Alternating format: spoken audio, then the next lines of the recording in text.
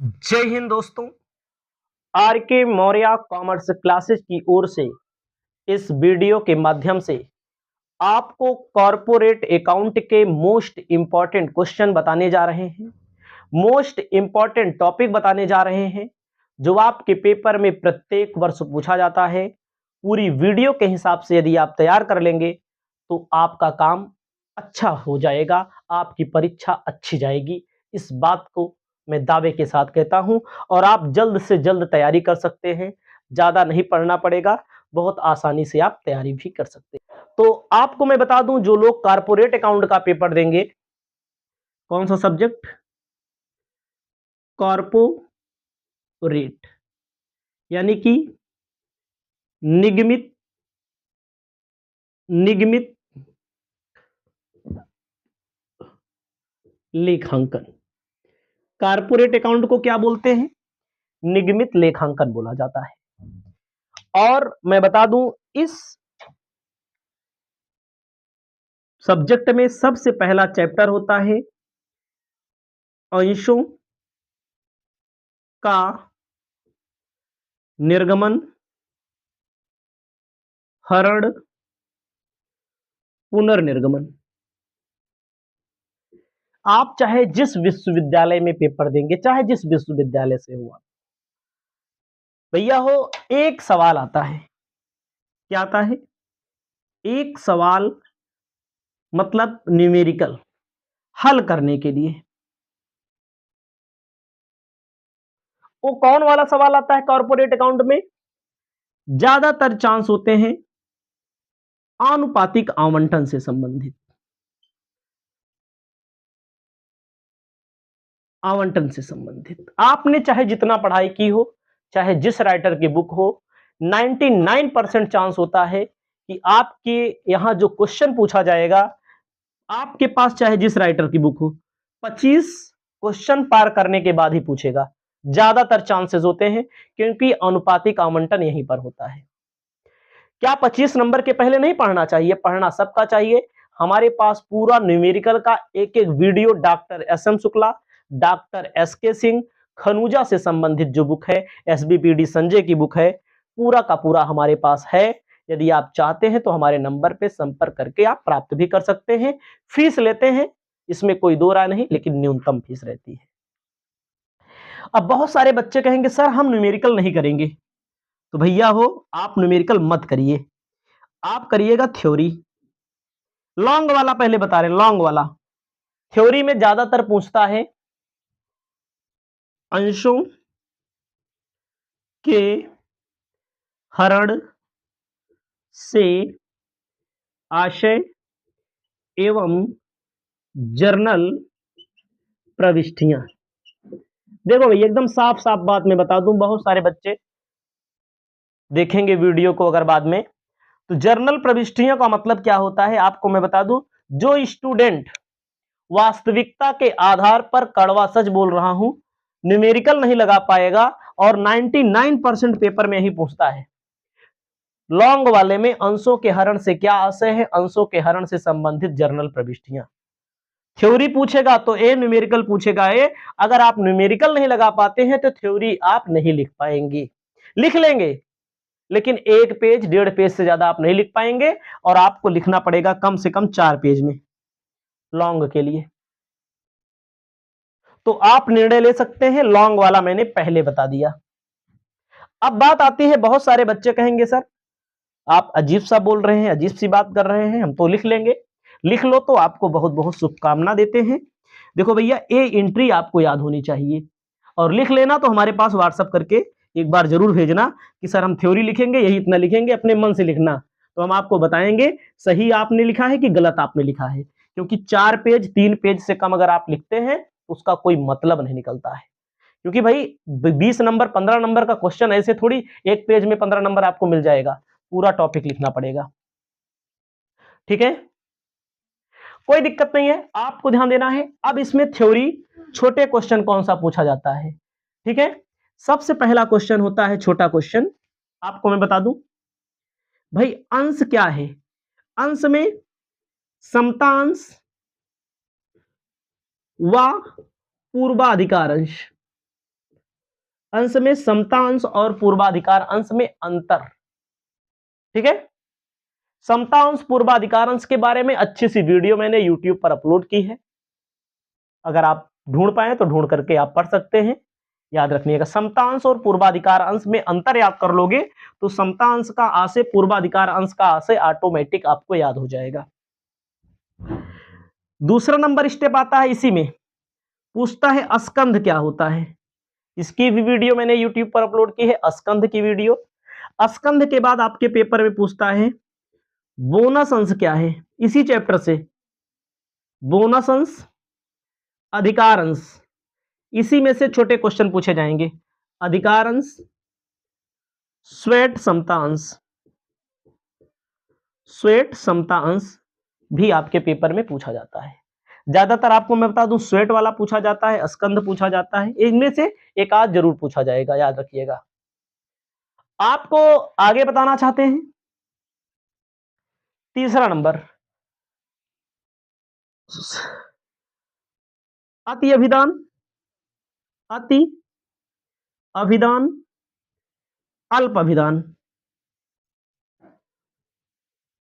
इन दोनों में से एक क्वेश्चन थ्योरी के रूप में पूछा जाता है। ठीक है, बहुत सारे बच्चे कहेंगे आप तो पूरा लिखवा दे रहे हैं, क्या करें पूरा ना लिखवाएं। ठीक है, पूछा जाता है।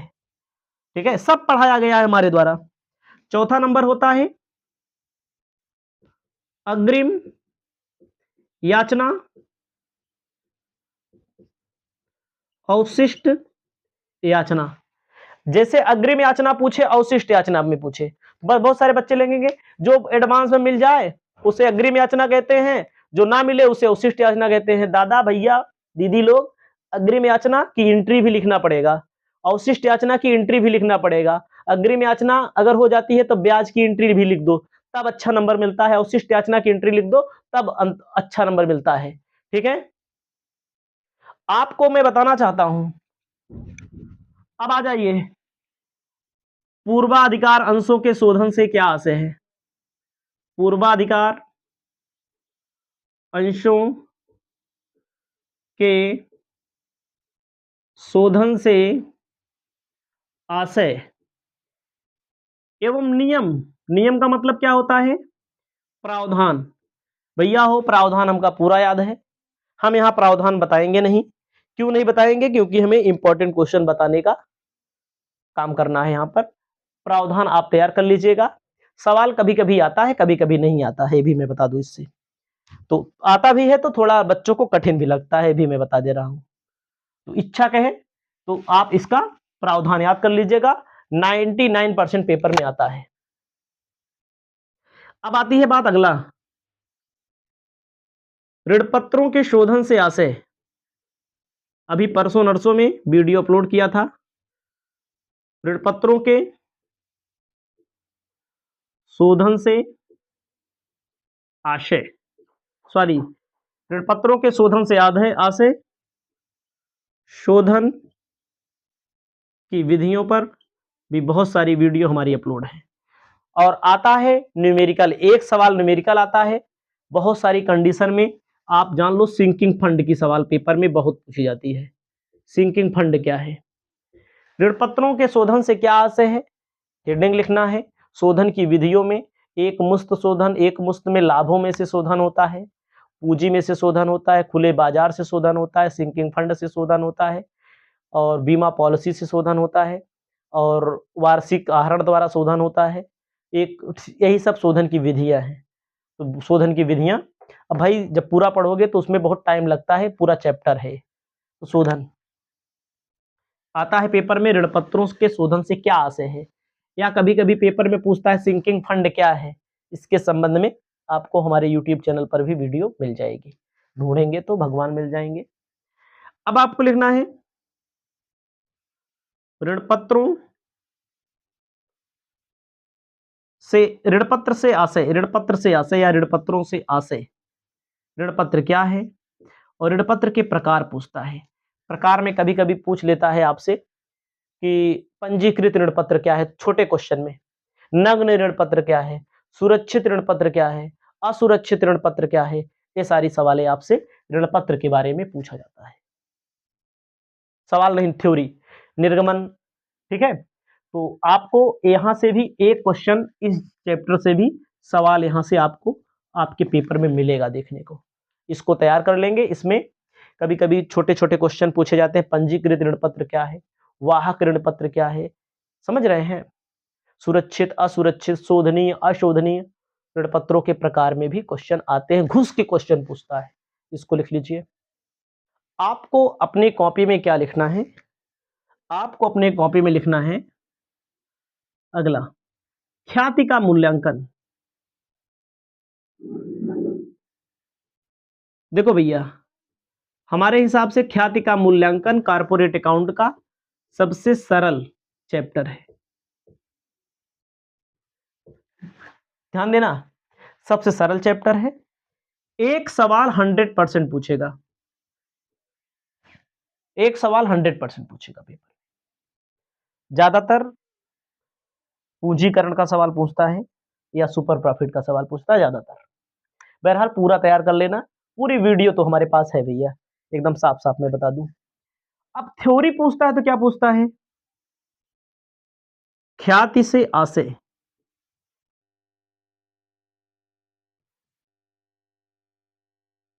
ख्याति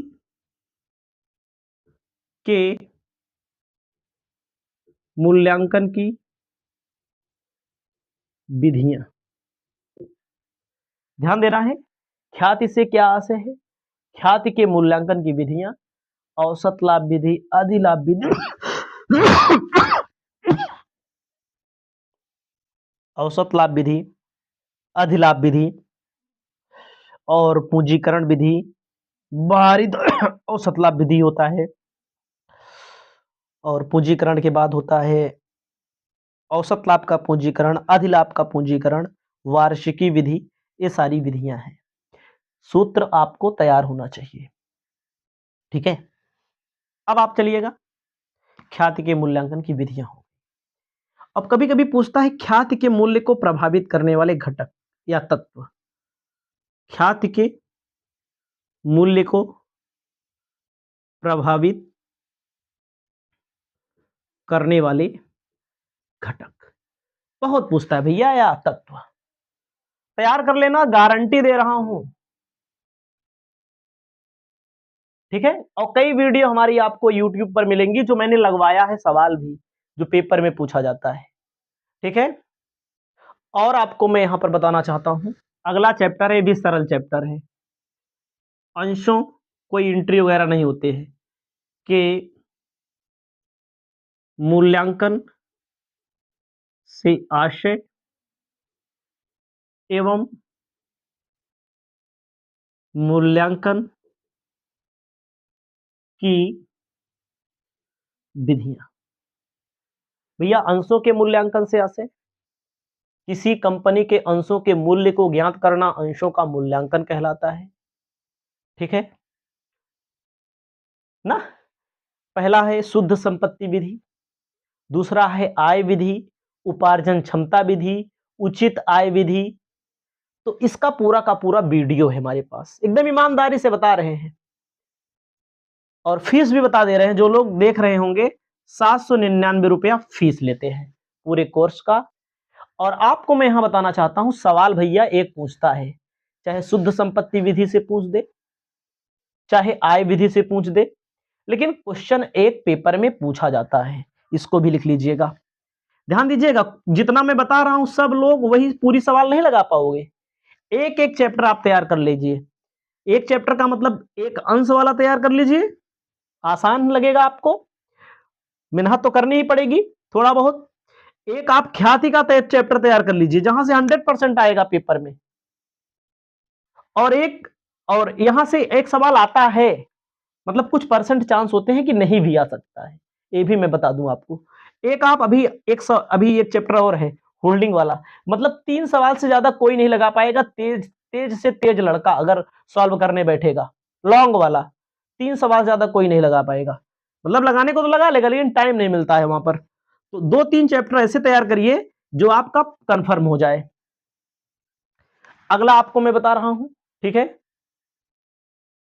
अगला क्या कहते हैं हम, अंशों के मूल्यांकन पर पहुंच गए। अब पहुंच रहे हैं एकीकरण वाला चैप्टर, आपकी बुक में दिया है भैया हो एकीकरण। तो इससे थ्योरी आप तैयार कर लेना। सवाल भी पूछता है, लेकिन देखो इतना बड़ा लंबा प्रोसेस होता है, मैं आपको आसान तरीका बता रहा हूं। एकीकरण से आशय, विशेषता, उद्देश्य। एकीकरण से आशय आप तैयार कर लो, विशेषता तैयार कर लो, उद्देश्य तैयार कर लो, बस हम यही इतना कहेंगे। क्योंकि देखो सवाल भैया लंबी होती है, सवाल के लिए एक एक घंटा टाइम लग जाता है एक एक सवाल को सॉल्व करने के लिए। हम यहां शॉर्ट तरीका आपको बता रहे हैं। उसके बाद हम आपको बताते हैं, पेपर में पूछता है पुनर्निर्माण। पुनर्निर्माण में पूरी वीडियो हमारे पास है न्यूमेरिकल का, थ्योरी का आंतरिक पुनर्निर्माण क्या है और बाह्य पुनर्निर्माण क्या है, पेपर में बहुत ज्यादा पूछा जाता है। आंतरिक पुनर्निर्माण और बाह्य पुनर्निर्माण में अंतर पूछा जाता है। आंतरिक या बाह्य पुनर्निर्माण से थ्योरी पूछी जाती है, सवाल भी यहां से पेपर में आती है और हमारे पास पूरा वीडियो है। इच्छा कहे तो आप ले सकते हैं, ठीक है, आपकी इच्छा के ऊपर है। अगला आते हैं सूत्रधारी कंपनी क्या है। थ्योरी अगर पूछेगा, चैप्टर है सूत्रधारी कंपनी।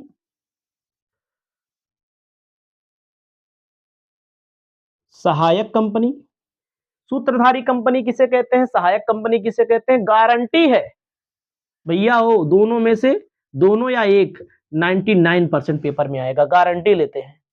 ना आए तो चैनल को अनसब्सक्राइब करके अपना काम करने लगिएगा।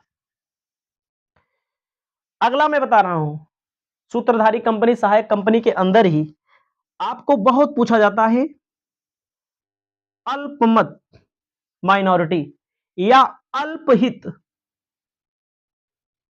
अल्पहित माइनॉरिटी, अल्पहित या माइनॉरिटी बहुत पेपर में पूछा जाता है, अथाह पूछा जाता है। भैया सवाल तो यहां आती है, सवाल यहां आती है और 100% सवाल आएगी पेपर में, कोई रोक नहीं सकता। याद रखना, जो पेपर बनाने वाला है वही रोक सकता है, बाकी कोई रोक नहीं सकता। और सवाल आती है, बहुत सारे बच्चे छोड़ भी देते हैं। इसीलिए मैं बच्चों को, स्टूडेंट को बता रहा हूं कि ऐसा कोई चैप्टर तैयार करिए जो आप पेपर में लिख लें। सूत्रधारी कंपनी वाला चैप्टर तैयार कर लीजिए, गुडविल वाला, अंश वाला, 3 सवाल ज्यादा कोई लगाएगा नहीं, हमें पता है, क्योंकि वहां टाइम नहीं रहता। आता भी रहता है तो लोगों का दिमाग कम काम करता है। बाकी पढ़ने को तो पूरा पढ़ना चाहिए, ताकि नॉलेज हो, ज्ञान हो, ज्ञान का विस्तार होगा, तभी आपका विस्तार होगा, देश का विस्तार होगा। बाकी एक क्वेश्चन और तैयार करना पड़ेगा आपको, कंपनी से आशय, क्योंकि आप कंपनी से संबंधित आशय प्रकार, जैसे निजी कंपनी क्या होता है, सार्वजनिक कंपनी क्या होता है, इससे संबंधित भी क्वेश्चन आपके पेपर में पूछा जाता है। निजी कंपनी क्या होता है, सार्वजनिक कंपनी क्या होता है, ठीक है, निजी कंपनी सार्वजनिक कंपनी में अंतर पूछ लिया जाता है। तो ये पहले चैप्टर में ही दिया रहता है, इसको आप तैयार कर लेंगे। बाकी कुछ चैप्टर ऐसे हैं जो कहीं कहीं पर नहीं होते हैं। बाकी मैंने 99% बता दिया, 1-8% अगर छूटा है तो उतना तो सबसे छूटता है, हमसे भी छूटेगा, आपसे भी छूटेगा, उसमें कोई दिक्कत नहीं है। और पेपर देने जाइए तो प्रत्येक क्वेश्चन का उत्तर लिखिए। अगर आपको नहीं आ रहा है तो जो पहले वाले प्रश्न का लिखा है वही अगले वाले प्रश्न का भी लिख दीजिए, और गारंटी देता हूं कि पेपर में अच्छा अंक मिलेगा आपको।